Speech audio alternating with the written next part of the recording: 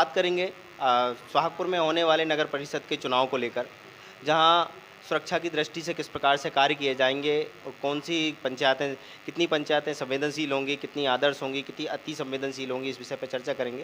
तो सर, मैं आपसे पूछना चाहूँगा कि हमारे सोहागपुर में जो 62 पंचायत है, उसमें कितनी पंचायतें संवेदनशील, अति संवेदनशील और आदर्श पंचायतों की श्रेणी में आती हैं? आ, आज की स्थिति में हमारे पास अभी सुहागपुर जनपद की 49 पोलिंग बूथ जो हैं वो संवेदनशील हैं, जिनमें पिछली बार कहीं चुनाव के दौरान कोई झगड़ा हुआ है या उसके अन्य कई कारण होते हैं, क्राइटेरिया होता है हमारा, जिसके अनुसार प्रशासन और पुलिस दोनों मिलकर तय करते हैं।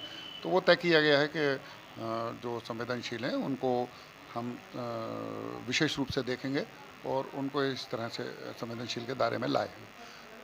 तो इसके लिए यह है कि हम लोग उन पोलिंग बूथ का तो भ्रमण कर ही रहे हैं जो संवेदनशील और अति संवेदनशील हैं, लेकिन इसके अलावा भी हम लोग एसडीएम, मैं, तहसीलदार, थाना प्रभारी, सभी लोग, इवन बीट प्रभारी और कांस्टेबल तक, सभी अपने अपने क्षेत्र के अंदर भ्रमण कर रहे हैं और सारे पोलिंग बूथ हम देख रहे हैं, उनकी स्थिति क्या है, वो सुरक्षित कितने हैं, आने वाले चुनाव में वो कैसे वहाँ पर व्यवस्था स्थापित हो सकेगी, ये सारी चीज़ों की समीक्षा की जा रही है। ये तो हो गई सुरक्षा की दृष्टि। दूसरा, शांतिपूर्ण तरीके से निष्पक्ष चुनाव कराना, ये पुलिस और प्रशासन की सबसे बड़ी जिम्मेदारी होती है। हम निष्पक्ष हैं और निष्पक्ष दिखेंगे भी, ये आप लोग देखेंगे। कि जो ग्राम पंचायत चुनाव होते हैं या नगर पालिका चुनाव होते हैं, इन चुनाव में जो एक छोटे से क्राइटेरिया में होते हैं, तो इन पे अक्सर जो वोटर्स होते हैं उन पे अनैतिक रूप से दबाव या पैसे की लेन देन से वोट होते हैं। तो क्या ऐसे कोई मामले आपके अभी तक आपने सामने आए हैं, और अगर नहीं आए हैं, अगर आते हैं तो उस पर कैसे कार्रवाई होगी? देखिए, भारतीय निर्वाचन अधिनियम जो है उसके अंदर पूरी तरह से कानून के अंतर्गत ये बनाया गया कि क्या क्या चीज़ें अपराध हैं।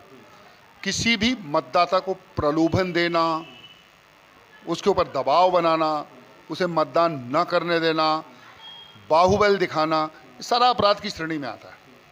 तो अगर कोई भी इस तरह की बात, शिकायत हमारे सामने आएगी तो भारतीय निर्वाचन अधिनियम के अंतर्गत जो भी अपराध होगा वो बिना झिझक के, बिना देर किए तत्काल पंजीबद्ध किया जाएगा और उस पर कार्रवाई होगी। उसमें किसी तरह का कोई हिला हवाला नहीं होगा।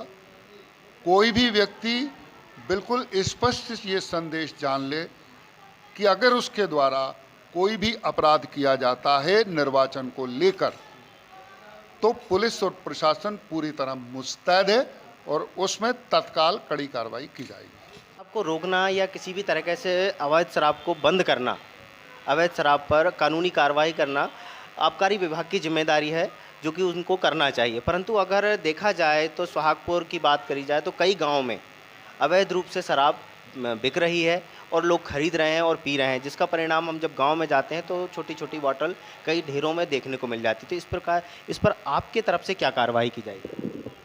एक्साइज एक्ट जो है उसमें आबकारी विभाग की जिम्मेदारियां हैं, लेकिन पुलिस विभाग भी उसके ऊपर कार्रवाई करता है। तो हमने एक्साइज विभाग को पत्र भी लिखा है और उनसे बात भी की है, लेकिन हम अपने स्तर पर पूरी कार्रवाई कर रहे हैं। आबकारी विभाग को अगर कहीं हमारी मदद की ज़रूरत होगी तो हमारा ब्रदर डिपार्टमेंट है, ऐसी कोई बात नहीं है।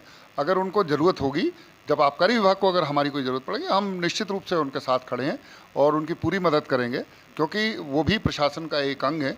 और जहाँ तक पुलिस का प्रश्न है, गांव में अगर शराब बिक रही है तो हमारे द्वारा सख्त कार्रवाई की जाएगी। जो भी इन्फॉर्मेशन आती है, कोई भी अगर इन्फॉर्मेशन देगा, उसकी इन्फॉर्मेशन गोपनीय रहेगी।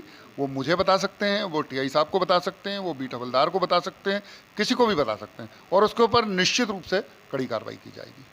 नागपुर एसडीओपी मदन मोहन समर जी ने बहुत सारी बातें कही और एक बहुत महत्वपूर्ण विषय की बात कही कि यदि इस प्रकार की कोई भी क्राइम हो रहा है, अपराध हो रहा है, उसकी जानकारी अगर उनके पास आती है तो वे उनका नाम पूर्ण रूप से गुप्त रखेंगे और जिनमें जो भी व्यक्ति अपराधी है या गलत कर रहा है तो उस पर पूर्ण रूप से कार्रवाई भी की जाएगी। तो आपका धन्यवाद। मैं रूपेश कुमार। अपने शहर, अपने प्रदेश की ताज़ा खबरों के लिए लाइक करें, शेयर करें, सब्सक्राइब करें और हाँ, बेल आइकन दबाना ना भूलें, क्योंकि खबर हमारी, फैसला जनतंत्र का।